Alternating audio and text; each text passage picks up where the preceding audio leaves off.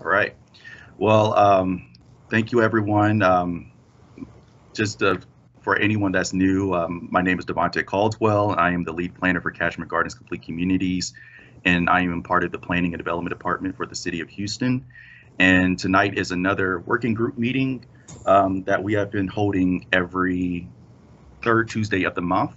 And here is the purpose of these meetings is to share any updates that are happening in Kashmere Gardens, um, and then also to share any resources or updates that can help the community achieve their goals as stated in the Kashmere Gardens Complete Communities Action Plan. But before we start, I would like to go over a few slides just showing you how to use Teams, just as a reminder. Can everyone see the screen, by the way? Yes. Great. Yes. All right. So just a reminder, if throughout this meeting, you can use the chat feature at the bottom by clicking on that bubble right there. And please remember to stay on mute unless if you wish to speak. If you're calling in through your phone, you can mute or unmute yourself by pressing *6. And we highly recommend that you use only one device to limit any audio interference. And then there's the raise hand feature that you can also use to identify that you would like to speak, and then press it again once you're to lower your hand. And by the end of the meeting, please remember to hang up on all of your logged in devices. So to quickly go over our agenda, we will review our previous two meetings. Actually, there was a gap between January and our March meeting due to the winter weather, and I hope everyone has been doing well since then. And so I'm just going to cover a lot of the agenda items that we have covered so far. And then that will be followed by some of our community updates that I would like to share, and then we will then it will lead into the Houston Financial Empowerment Center presentation that we have tonight, and then I will go over some of our next steps. So beginning in the January meeting, we were discussing potential team names to call ourselves moving forward. Beforehand, it was referred as the Kashmere Gardens Neighborhood Support Team, and the purpose of that was to have the community leaders in this group to help shape our public engagement process and how to make sure that we have good participation at these public meetings for the development of this action plan.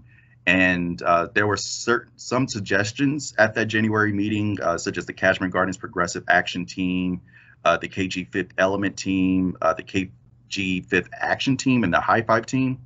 And the survey was shared after that meeting, and it was extended throughout March since we were not able to meet in February. But with the given participants, the number of participations, 5 has responded, the most for the Kashmere Gardens Progressive Action Team. So if this could be the name that we can refer to ourselves moving forward. But I would just want to just quickly verify with everyone if that's okay with everyone to refer for now. We can always revisit another name in the future, but moving forward in our email communications, I'll refer to us as the Kashmere Gardens Progressive Action Team. Sounds good to me. All right. And how often should we meet? Many selected monthly, which is what we are currently doing. And we'll meeting at 6:30 on the third Tuesday of the month work for you, and that's what we are currently doing right now, just to make sure that we have just to accommodate everyone's needs during the evening and understand that people may be still in commute. And then in January, we had a few guest speakers. The first one was with Houston Public Works, and she talked about the Protect Our Pipes campaign and how to keep our pipes clean of any oils or other materials that are that would cause a lot of stoppage in the flow of the system. And then we had a representative from Houston Airlines Houston to talk about the community air monitoring program. And since then, thank you, Mr. Downey, for submitting that first application for the Complete Communities area as the initiation into the consideration process. As for the first round, they only could select 3 of the complete communities for this program, which is to work with the community members, the residents and stakeholders to install air monitors in areas that are in areas of concerns. So since then, it's been confirmed that Kashmere Gardens Complete Communities has been selected for this program, and Mr. Flores, Juan Flores with Airlines Houston, spoke at the meeting last week at the Super Neighborhood meeting. And then there will soon be a community air monitoring mapping session sometime in May. So I will keep everyone up to date once a date has been confirmed. Mr. Downey, if you could add to this, I believe Mr. Flores has been contacting you as the main point of contact. Yes, he has. I spoke to him this afternoon. He has the 2 ambassadors that were selected, residents of the community. He said they're already up and running and full speed ahead. So that mapping session will be April 12th. We gave him another date as an option for the 20th, but the 12th, April 12th, and he's working on the flyer now to get more people involved and what have you. So you should be hearing from him very soon.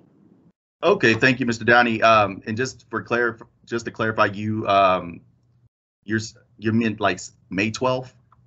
May 12th? That Wednesday? Yeah, May 12th. I said April 12th. I lost my month. See what the COVID will do?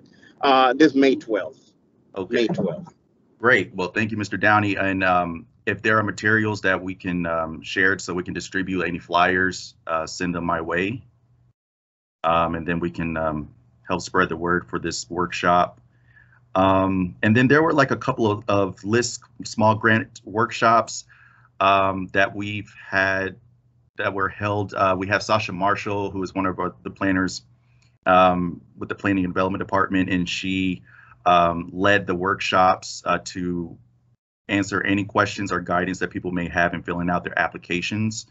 And I believe the last update that I received from Sasha, is the last update that I received is that 2 applications were submitted for Kashmere Gardens for the List Small Grant Workshop. So I'm glad that a couple of people have taken advantage of this program and been able to submit their applications. So I look forward to hearing more about that. And going to the next slide. Okay, and then we briefly, in the March meeting, we briefly talked about potential training topics for leadership in case of any opportunities that may arise for workshops, and there were suggestions from participants at that meeting about what type of topics they would like to discuss at a training workshop. And these suggestions are to empower residents to help to assist people with emergency management and in a process to help remedy emergencies, how to organize and facilitate effective meetings, having effective verbal communications, and writing effective emails, and designing effective flyers. So these are ideas that we will keep in mind should this opportunity come in the near future. And then the main section of our meeting in March was to discuss a action item in the Complete Communities Action Plan under the Community Leadership and Advocacy section, which is to improve public outreach strategies, communication within the community and with community partners, and create a community directory. And some of the deliverables that were identified by the community at these meetings are to develop a bilingual outreach campaign, a community directory, and a community calendar. And this can be found on page 18 of the Kashmere Gardens Complete Communities Action Plan. And I will talk more about that after we cover the other items, and then after the presentation by the Houston Financial Empowerment Center. And now, just to provide some updates, we had a workshop with the AIA and the National Organization of Minority Architects. This workshop was open to all of the complete communities, and it was a session for residents to work with the designers on generating ideas for revitalizing important sections of the community, like a main street or a main hub in the community. And so it was a great discussion that took place within the Kashmere Gardens group, and we actually have a couple of designers with us tonight that were at the workshop, and they would like to briefly go over some of the findings from that workshop, and then this will lead into the community presentation on Saturday, April 24th at 10 a.m. And then now I would hand it over to Sarah or Chris. Would you like to share your findings? Yeah, of course. Devontae, thank you so much for inviting us tonight. It's really enjoyable to see everybody and see everybody engaged, especially in this kind of community development work, which we obviously love doing and seeing. It's both creative and it's fulfilling to help people with the things that we can do. So I'm here as an architect. My name is Sarah Killingsworth, and I'm also here with several of my teammates. Bayardo, Chris, and Jayla are all on the call tonight, and I'll let them introduce themselves in a second.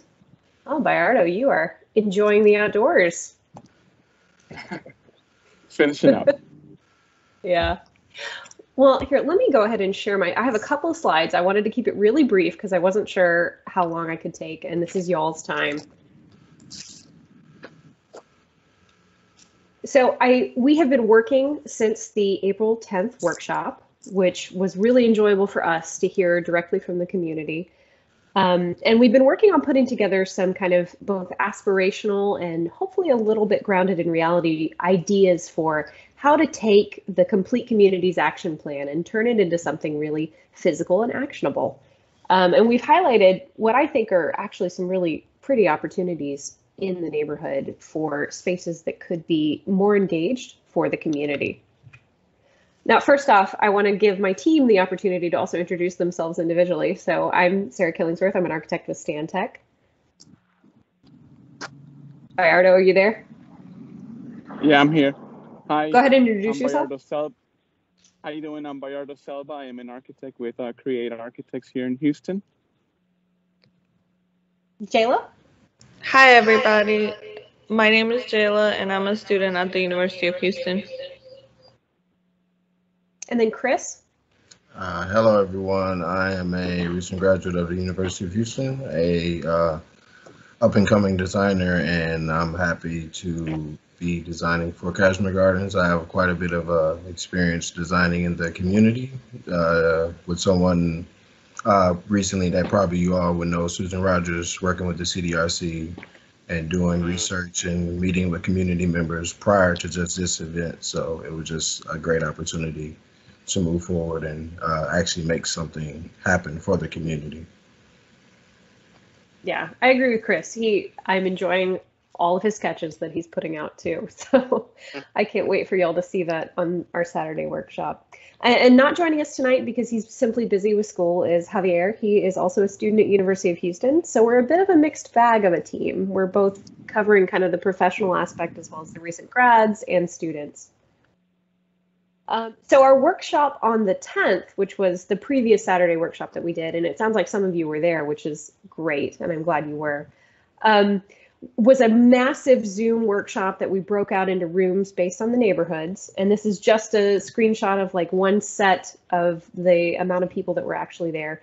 It was really exciting and it was really passionate, and we got very into the weeds of what does the neighborhood need and what could it be. And It was aspirational and passionate, and I enjoyed it. And I think I speak for everybody when I say that. But we were able to actually hear and jot down some important things that we felt we gained from community members who were able to attend. And Jayla, who was there, can speak a little bit on this. Well, I'll actually pipe in on that. Oh, that's fine. Yeah, that's fine. With the takeaways, as far as kind of hearing from the community members, we really got a understanding, because you can read the Complete Communities packet a lot, but when you hear from the community members and the people that live there and understand the things that they're currently going through, such as having a place where the intergenerational connections can happen, can occur, a place where you can have respect for your history and your culture, but then not necessarily come in, and not a knock to any other park, but just to place something that is really respectful to the neighborhood, that isn't going to add to the gentrification that is already rampant and going on throughout the city of Houston. And then it's like the transportation, as far as the young and the old, really trying to get a hub, because Kashmere Gardens has quite a few bus routes that run through. And if you kind of just do a little research and do a little placement and get an understanding of what the community needs, we can build off of that Lockwood intersection and try to restore and put place into that economical corridor where at one point in time, Kashmere Gardens was a result of the white flight. And then you had this understanding of the Black or the African-American community that came there, and Kashmere Elementary School was one of the first elementary schools that was integrated. And that's something that, you can build on that within the community and bring back people that may have left and that have gained economical resources and so on and so forth. So then those are just a few of the things that we really heard from the community. And if you're really the neighborhood cleanup, so you can have respect for, for my home, because we've put the work in to keep it clean. So then from therefore, we have ownership. You start to reuse things that are there that people may have overlooked, such as the bayou and those drainage ditches that go behind the houses. Really use that and solve some of these food problems. We can plant, we can grow stuff. It's it's usable land and it's usable soil. So just to really take some opportunities to hear from the community was great. And just coming to these type of events to hear from you all is even better. So we're just excited to continue our work. Grace, Chris, that's a great summary. I really appreciate that. So all of that we took away from the conversations, we tried to kind of coalesce into ideas that could be something more physical. Because there's a lot of problems that architecture can solve, and there's many problems that architecture can't solve. And so we wanted to kind of filter those out and highlight the things that we could address through physical design. And so some of the things that came up were the need to create spaces for community, especially intergenerational spaces for community, so that there were places for people to gather or celebrate culture and history through things like art installations and murals, things that were called out in the Complete Communities document. And looking for central locations, looking for networks of things that both exist in the neighborhood and could exist. Networks that do exist in the neighborhood already, we do have some community centers and spaces. There are community gardens like Urban Harvest that are producing food in the neighborhood. There are bus and transit routes. There are churches, there are parks, there are businesses that represent business owners that live within the community. And then there's also school campuses. And so we want to respect and enhance those existing networks with new architectural interventions that create stronger connections between places. So we did some work going back to the original Complete Communities priority list, because I think that's where everything has to start, because that's where so much of the groundwork has been laid. And we don't want to come in with our own ideas without first going to the source document. So we've kind of broken it down into, I think, 3 categories of architectural design that we think could apply to a lot of these priorities in the document. And the first architectural idea is complete streets and the trail system. And there's already portions of this in the neighborhood, such as along Hunting Bayou, where some of the trail system has begun and bike networks have begun in the neighborhood. But we're also looking at how can we better integrate that into streets like Lockwood and Collingsworth, where there's high traffic, but also the opportunity to connect people better between these important networks of schools and community centers to get people where they need to be. So a lot of these cross categories, from flood interventions and also street cleanup, such as traffic calming and improving network of accessible sidewalks, enhancing streetscaping. So we're looking at interventions that can address several categories and not just one. Our second kind of category of intervention is community spaces. So how can we create and identify locations and spaces that we could create architectural gathering spaces, such as an actual community space, and highlight opportunities for community art as well. And so the mural shown is actually one in the near north side that was put up by a health organization. And so I wanted to use that to highlight the opportunity to bring in artists from the neighborhood, from the area, to offer more community art that can celebrate what's happened in the neighborhood in a lot of ways, to respect the community and culture that's already there. And then also expanding opportunities for urban gardening so that it can be more centralized and better accessible for a lot of people, which is a comment we did hear from participants. And then finally, this is also in the community action plan, and especially under economic opportunity, but the idea of creating spaces and incentivizing grocery and retail development, I think could be a really good opportunity. And all of these things kind of build together to create better networks, and some of it happens after and some of it happens first. But I think the opportunity to really incentivize credit union development in the neighborhood that's more accessible to people that live there, as well as grocery within the loop of the freeways, which we hear is a difficult problem for people living inside the neighborhood of Kashmere Gardens of 5th Ward. So we want to look at sites that could support programming like this. And so that's really where we're at right now. And I didn't want to get too into the weeds today, but that's just an exciting preview of some of the architectural stuff that we're hoping to present on Saturday. And I hope that you all will be able to be there and see. Thank you, Sarah. Thank you, Chris, and thank you everyone for helping to facilitate the discussions during the meeting. And I look forward to seeing the outcome at on this Saturday's workshop. But actually, if you could stick around just a bit, maybe there may be some questions from the community. So if you can stick around with us a little bit. Oh, absolutely. Don't want to take up too much of your time, but yeah, if anybody has any comments or questions, we are still working and in idea mode, so we're happy to take suggestions.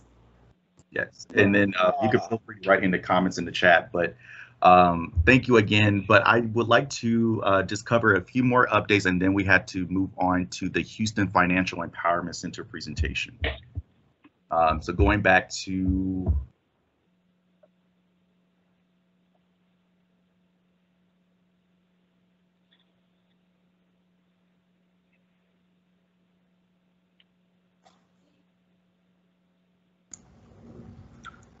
I think you're muted, Devontae. Devontae, we can't hear you. Thank you, Mario. So Mario Lopez with the actually he's with the Community Resource Design Center with the. It's okay. It's a mouthful. I know. It is a mouthful, but he is here to talk about an engagement on Kelly Street near the high school in the Francis Scott Key Middle School. So I will hand it to Mario. Thanks, Devontae. Thank you for this space here today. My name is Mario Lopez, and I work with the Community Design Resource Center at the University of Houston with Susan Rogers. I heard her name already, so it's great to always hear that. And it's great to see Mr. Downey here and Mrs. Hewitt German Wilson, which we work with as well. So I'm here today to present this, really to share this survey that we have going on right now.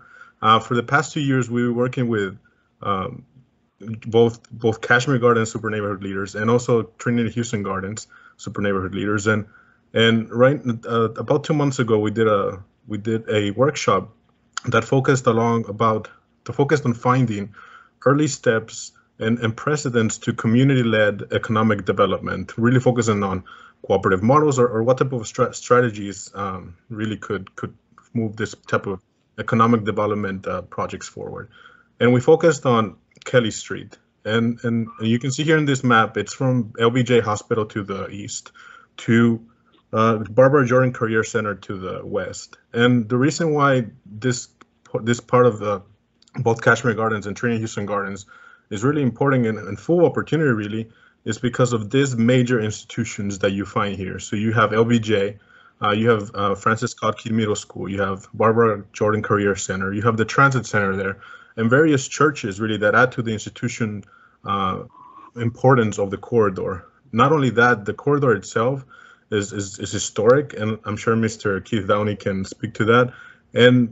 And so really the survey that we've developed after the workshop is to find out, well, what can happen in this corridor. Right now, the idea of the vine of the gardens has come out from neighborhood leaders. It's really this street that is the border of both Kashmere and Trinity, right? And it's full of opportunity. In the map on the north, or in the map on the top, you can see the vacant land that exists there. And then on the map on the bottom, you can see some businesses that are currently there, along with the institutions that I talked about. And one anchor that I also forgot to mention was Fiesta, which is right there on Lockwood and Kelly. Also, just to mention the beautiful median that this road currently has, wide enough for a lot of programs. So we're in the stage where we're asking the community, we're asking residents, what should happen here? What types of programs need to happen here? And the survey focuses basically structure along asking residents, what type of businesses do you want to hear? What type of shops? What types of things do you go out of the neighborhood to shop? And what types of things do you shop inside of your neighborhood to hopefully lead to an actionable plan in the future about things that can happen here along Kelly Street. And yeah, so we will hope that you share. I'm going to put the link in the chat, but I can also give it to Devante in case you want to distribute it. I know Mr. Downey has the link to the survey. I know Mrs. Hugh German Wilson has it, and Ken Williams. So please share with everybody. If I know that some of you are school representatives, please share with students. This is really about just trying to get a lot of opinions, a lot of youth involved, even if possible, to see what type of activities, what type of programs should happen in this corridor. The survey is going to be open until May 3rd. So it's about 2 weeks, and we hope to come back in the next Super Neighborhood Council meeting. And I can see also coming back to this CC meeting, Complete Communities meeting, to share the results of the surveys. We already got some results from the efforts that I'm sure Mr. Downey has shared. So there's already some responses, some really exciting responses. So we're trying to add to those, and yeah, so it's really about that, creating this almost like actionable plan or perspectives per se, so that we can go to developers and to other people and really move plan to action. And I would be happy if Mr. Downey wants to speak a little bit more to it, or yeah, I'm gonna put the survey link in the chat right now.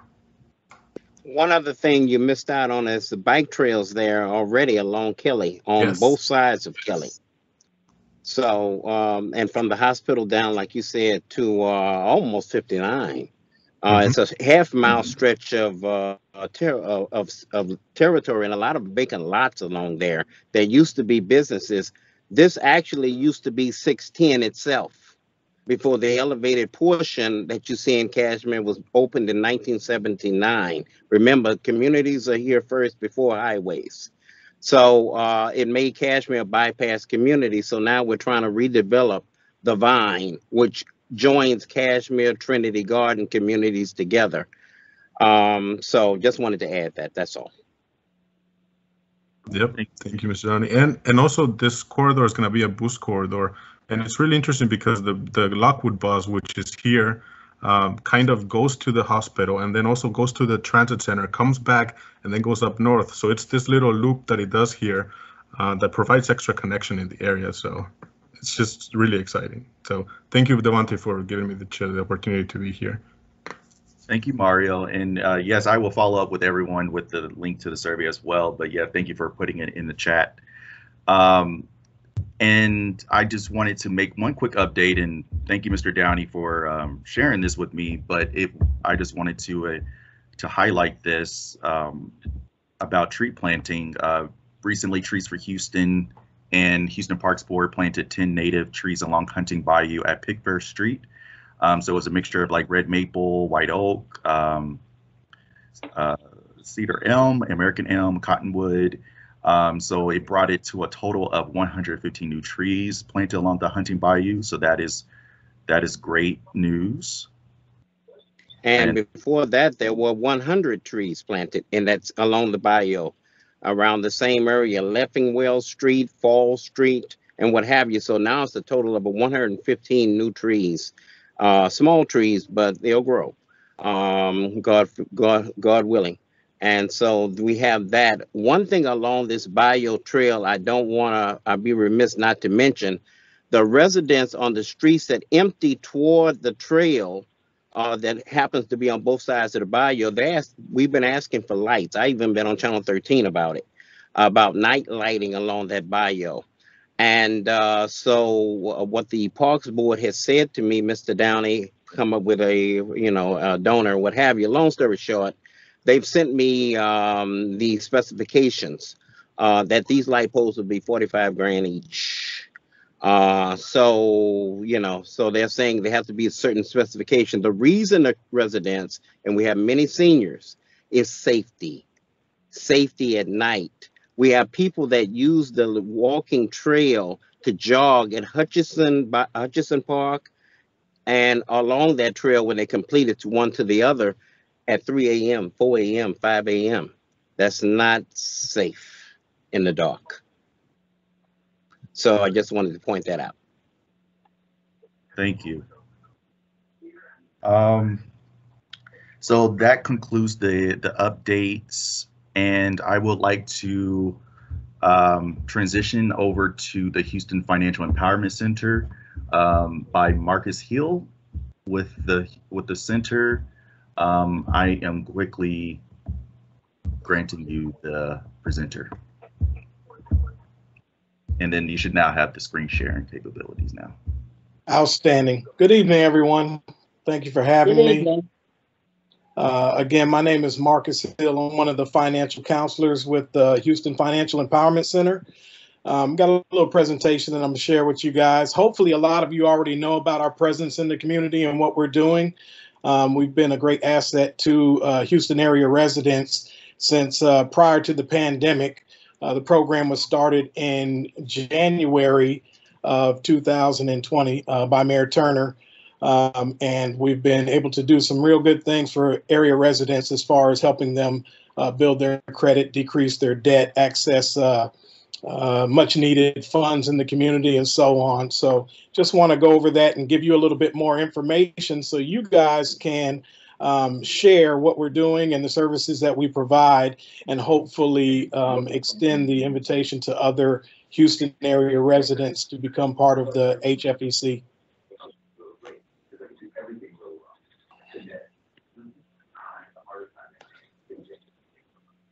All righty.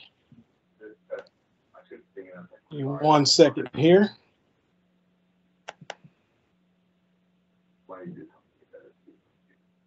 Can everyone see the PowerPoint? Yes. Okay, thank you. All right.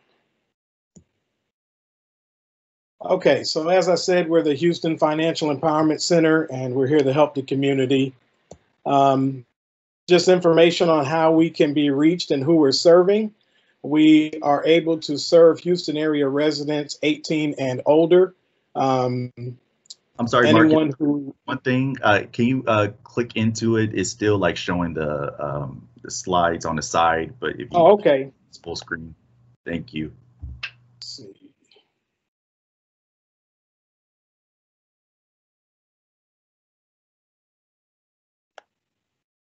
Give me 1 second.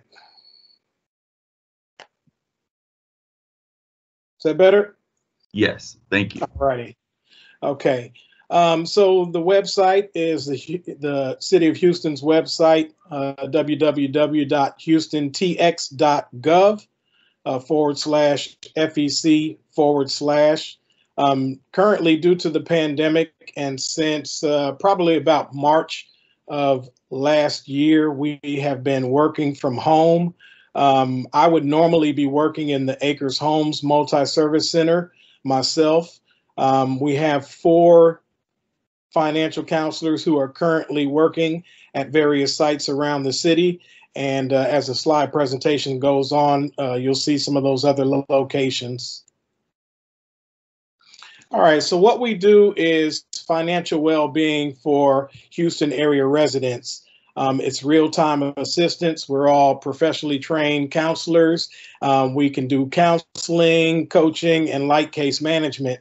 What that looks like is I'm basically a coach on the sideline as much as possible. We want area residents to take ownership of their own financial well-being and do a lot of the legwork. We're just on the sideline to provide actionable guidance and helping area residents achieve their financial well-being goals, okay? It's really centered towards the individual and not like a cookie cutter program that we do with each and every person or try to fit them into a mold that is not their own. I don't think I need to go much into the importance of financial well-being, you know, mentally, physically, just establishing goals for the future and really starting to take ownership and even learning how to develop generational wealth and leaving something for those behind us. All of those things start with the individual, and we're there to provide some direction to help them get to their goals. All right, so we help clients prioritize their finances based on importance. And again, that's their importance, not what is important to me as an individual or one of the other counselors. We help them create a crisis budget, and we can also contact creditors, banks, landlords. A lot of times we have clients who have lended themselves to payday loans and loans, high dollar interest loans or high interest loans that really do not yield good results as far as their finances and their credit. So we try to, as much as possible, step in and help to get them out of those types of loans or give them resources that can assist as well.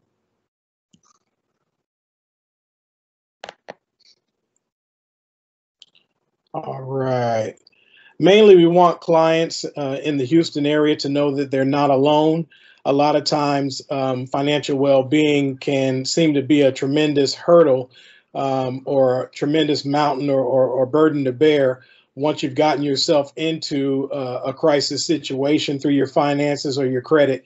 So we come alongside them to just let them know that they're not alone and to help them get out of whatever crisis situation they may be in. It's always nice when we have clients who are not in a crisis situation, but we know in a real-time world with pandemics and hurricanes and some of the disasters that we've been facing, that's not always the case. So we meet clients where they are. These are like the 4 pillars of the financial counseling services that we offer.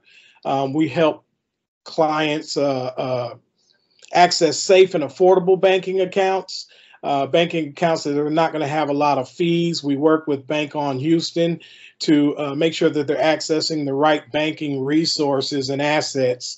We also help them build their credit, decrease their debt, and also access an emergency savings for those rainy days or situations like we're facing right now when finances are scarce. And we work with various community partners. We work with the justice-involved population. We work with local government agencies, housing authority, and so on. And we meet clients where they are. We can meet them at libraries, They can come into the Financial Empowerment Center at any of the city locations. We work with veterans such as myself. We do not offer legal services ourselves, but we can point them in the direction of that. Another service that we do not provide, and we like to distinguish ourselves from, we're not financial planners. So we don't give any investment advice, but as far as building credit, decreasing debt, things of that nature, all of those things are in our wheelhouse. Like I said, every client that we work with, it's a customizable plan that we do with the clients. Not everybody has the same needs. Some may be more interested in building their credit. For others, their credit is pretty good and they're looking at needing debt reduction, planning for their future goals, retirement, things like that. So we just meet clients wherever they are. This is a testimonial from a client. It says, I'm in the process of purchasing a home with my fiance. I've been able to sit down with a coach and coach him to go through his credit report. Some items are past in the statute of limitations.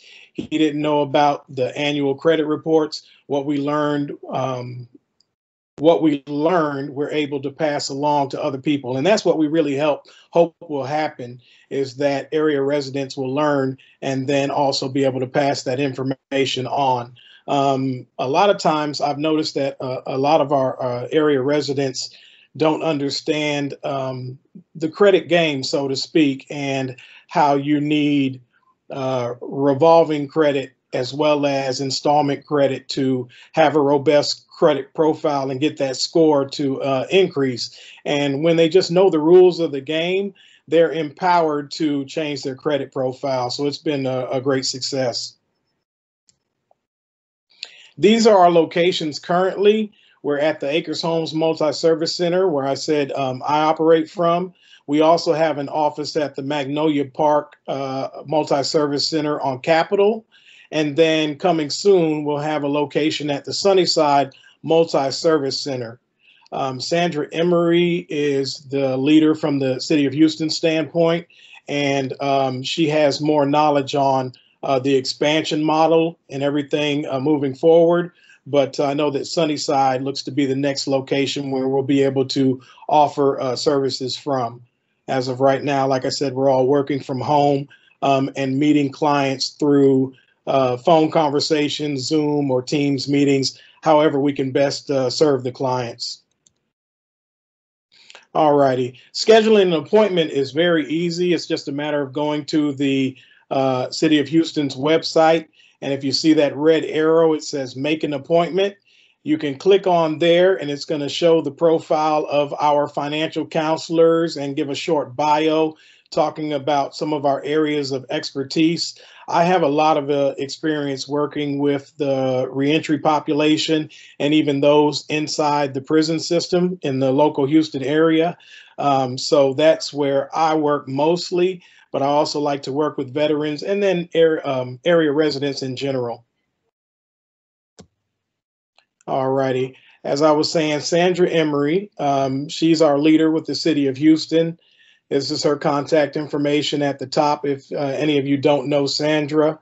And then we have Ana Gonzalez. She's the program manager for the Alliance. And the Alliance is the nonprofit service provider that's been selected to offer the financial counseling services for the City of Houston. And then at the bottom, myself, Marcus Hill, HFEC financial counselor. My email is mhill@thealliancetx.org. And there's my Google Voice contact number, 281-939-5025. So if you know anyone that may have a current need, and I'm pretty sure everyone does, just direct them to us, and then we can definitely assist any area resident that we can. Right now, with the winter storm that we were able to make it through, we're currently working to help clients in the Acres Homes area and Magnolia, and also in the 77085 area code to prepare applications so they can receive some assistance funds to deal with the winter storm needs, such as spoiled food, different costs that they incurred, getting them reimbursed for those things.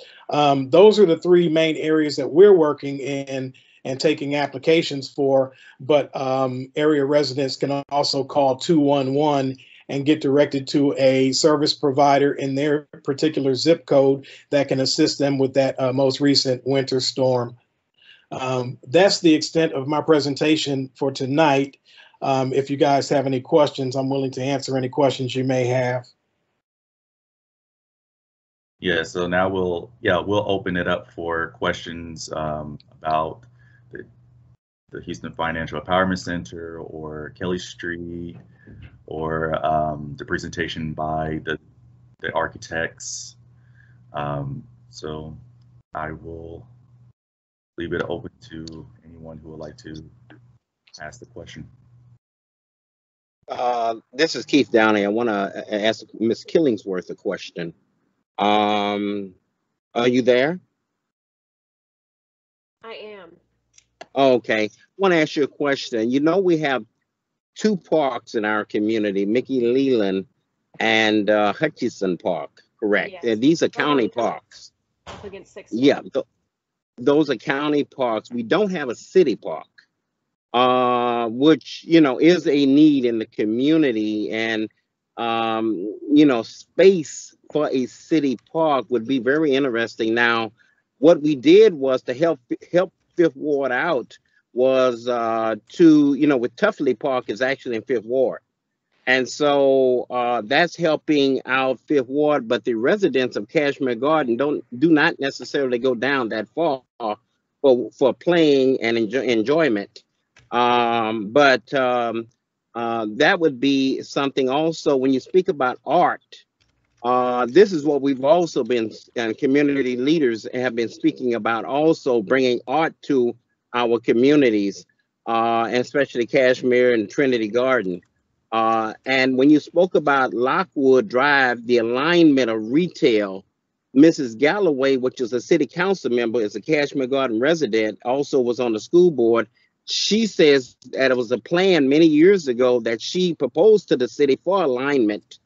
Just giving you a little background on what's going on and what was proposed before of alignment of businesses along Lockwood, because Lockwood is a drive that connects all the way down to U of H from Tidwell, you know.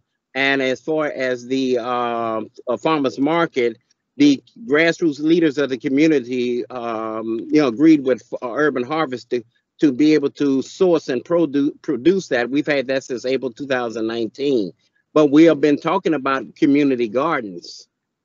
And we have space. You know, a lot of these lots, the further north and east you go, the larger the lot sizes. Oh, yeah, and they are large, quarter acre and more. Yeah. It is. And talking with local people about growing plants, bringing it to market, trying to cultivate that idea. Ms. Huey, could you come in if you have anything to add to this? Mr. Downey, if you... She stepped away. Quick question. Okay, we keep going. Go ahead, sir. Yeah, we were speaking with the community members this past week in our design group, to where they mentioned Sure. that it's a lot of community gardens, but they aren't necessarily connected, and that's Correct. where we're trying to look and see, because just looking at Kashmere Gardens as a whole, I wasn't necessarily adding Fifth Ward, but Kashmere Gardens has almost a void where that bayou breaks from Hutchinson Park down through the back of those houses, and it's landlocked areas where they're just against the bayou, to where you can use that water, whether it's runnings, anything. You see what I'm saying? To where those can be economical aspects, where, hey, you can give somebody a quick trade and they can use that and go back there. And if you want to do planters, then you can just simple stuff. And this is stuff that can be community driven where, hey, then somebody catches on board. So that's where, to hear your aspect to where we can, like what we're trying to develop, if we can hear from the community, what we're trying to see this Saturday is to show you guys a map of just how we can just envision of your own envision from the complete communities, and speaking with you guys to just like I'm seeing Hutchinson Farm right there. I know you can't touch that park on the opposite side of the bayou, but that side where it's just kind of just that overgrown coming up, hey, you know, it runs over anyway, so why not just it has a lot of potential, right? A lot of potential. And Chris, I'm glad you said that, because this is Huey. So I'm glad you said that, because we've talked at length with the county commissioner and entities that were on that bike trail, hike and bike trail, Houston Parks Board, about creating an urban orchard there, because at the end of Kashmere or Los Angeles, I think it is, there is a natural orchard there already where pecan trees grow, because the house that was there had pecan trees in the backyard. And so they didn't cut them down. It's just a natural habitat that works really well. And we had noted along that bike trail where we could put in some gardening that, you know, the bayou would be the boundary for it. And so you're absolutely right. We've talked about it.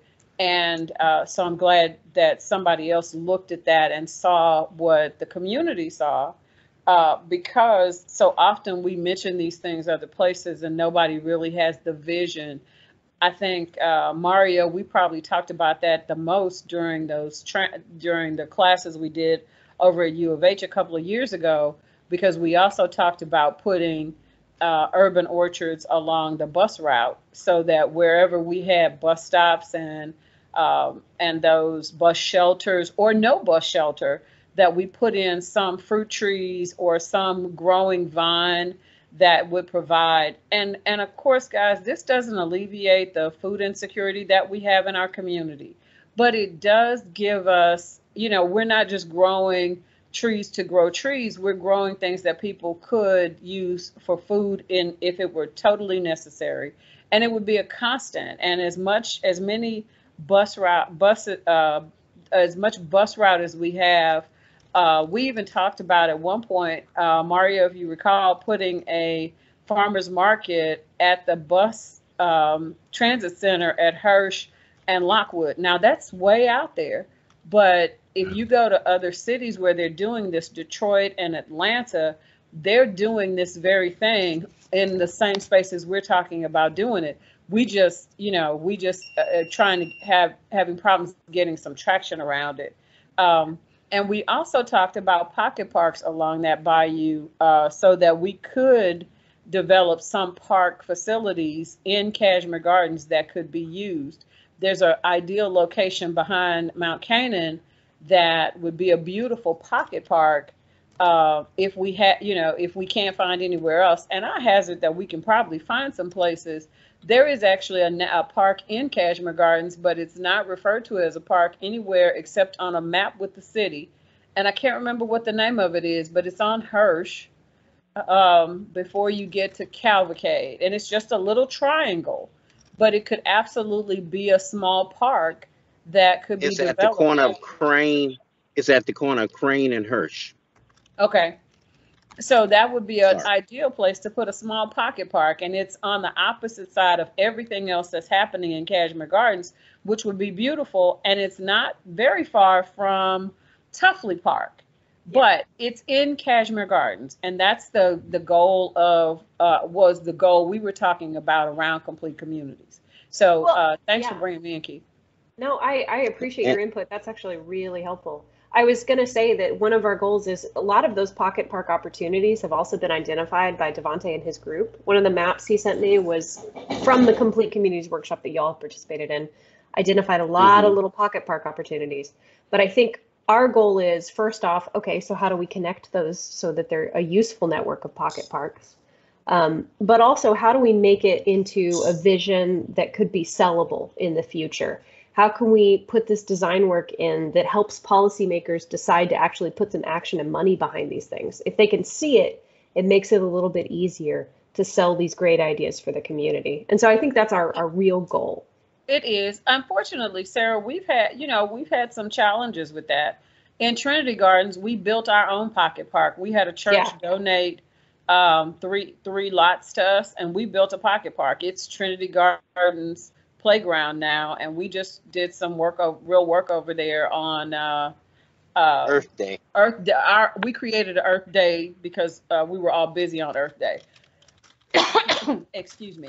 But we created our own park. Even though Trinity Gardens has a number of parks, none of them were in the area where we created that pocket park. So I think we could do the same thing in Kashmere Gardens. And if we did one little pocket park, it might generate interest with elected officials and other people to say, oh, wow, you know, these are some necessary This can things. work. Yeah. This could actually work. Yeah. And so that location right off behind Mount Canaan is at the dead end of Pig Fair, Keith? Pig Fair.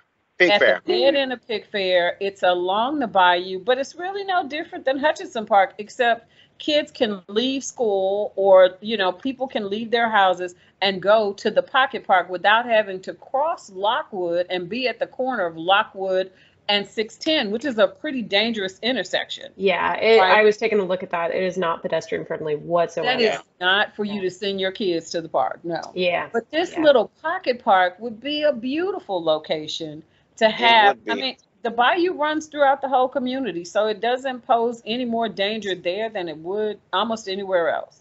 So those and were locations. Huey. Sir. I just want to add on. I'm sorry. I just want to add on. Remember, we talked about art. We talked about art in the bus shelter. Yes. You know, art so I just wanted to add. We talked about art in our pocket park because we thought that'd be a great location to have a performing art piece in that pocket park. So like an outdoor amphitheater or something. Like an outdoor amphitheater. And so if you look at it though, you can just see. I mean, the visual on it is beautiful, and it would lend itself to having, you know, outdoor events in that location where people could walk from Hutchinson Park, where they could park, walk across the street and be in the amphitheater, have access to, you know, just a little small concert space, and as well as art in that location. But we also, as Keith said, talked about an entire art project for Kashmere Trinity Gardens at the Transit Center.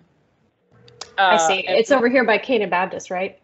It's right behind Canaan Baptist, yes. Okay, yeah. I to interrupt this, but we are kind of like running into the time, but this is a great discussion. It's like we could have a whole other meeting just on this alone. Oh, I know. We'll never get done by Saturday because there's too many good ideas. And if you guys have time, we can always walk that area with you because it's so walkable. So we could walk it, or we can ride bikes. Let's make the county commissioner real happy, and we'll all ride bikes. I like that idea. One thing, but this is great, and that's why I encourage everyone to attend this Saturday so we can see what the design team has for us. So I look forward to seeing what you have for this Saturday. But before we end this meeting, I just want to know, does anyone have any questions about the Houston Financial Empowerment Center?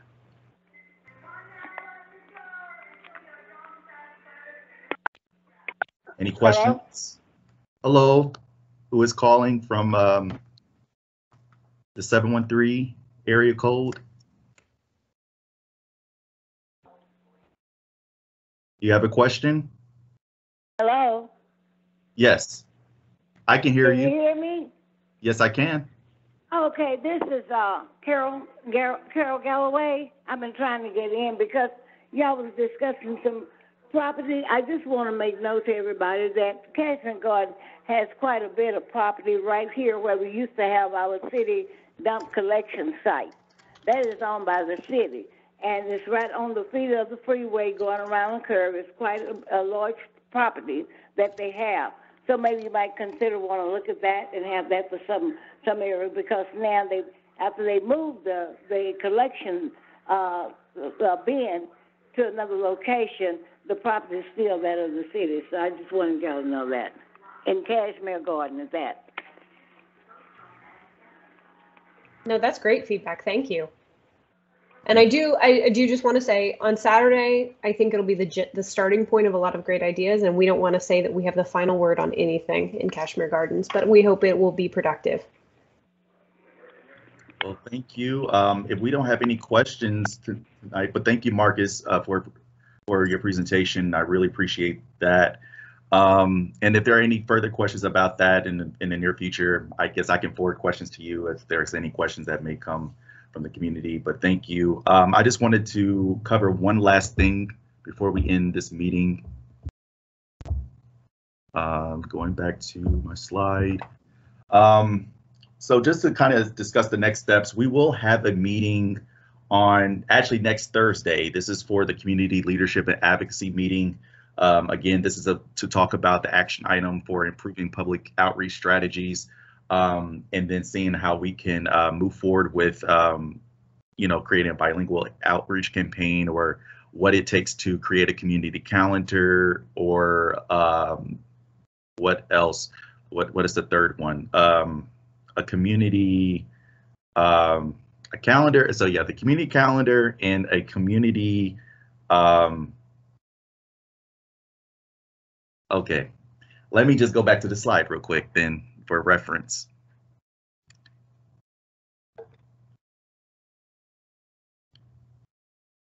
Yes, a community directory is one. So that is the third one. And beforehand, I just wanted to let everyone know real quick that this is the first working group meeting outside of our regular meetings. So that is why I recommend that everyone goes to letstalkhouston.org and then go to the Kashmere Gardens page to let us know what community topics interest you. Everyone on this team should have received an invitation for the community leadership and advocacy meeting, but you're not, you don't need to attend if you're not interested in this following topic. But moving forward, I want to make sure that everyone who is interested in participating under this category to please fill out that quick form on letstalkhouston.org, and then we'll have the meeting on that Thursday next week, and then we will have our regularly scheduled Teams meeting on May 18th at 6:30 p.m. But these are all what I have for tonight. But thank you all for attending tonight's meeting, and I look forward to Saturday. And I hope everyone has a great rest of your night. Devontae, before you go, do you know right now they're sleeving the drainage pipe under Pig Fair from the bayou down to Crane Street? That's a 60-inch diameter pipe, quite large. Mm-hmm. So they're working on the infrastructure. They're cleaning out the existing, of course, to sleeve in the new. So just wanted to bring that to your attention to put you on the same page and let you know what's happening. Thank you. In the garden. Always appreciate it. Well, everyone have a great evening, and look forward to seeing you next week or next month. Great meeting, guys. Thank you, Ms. Huey. Thank you, everybody. Thank you, Sarah. Good job, Devontae. Thank you guys for having us. Thank you, Bayardo. Thank you.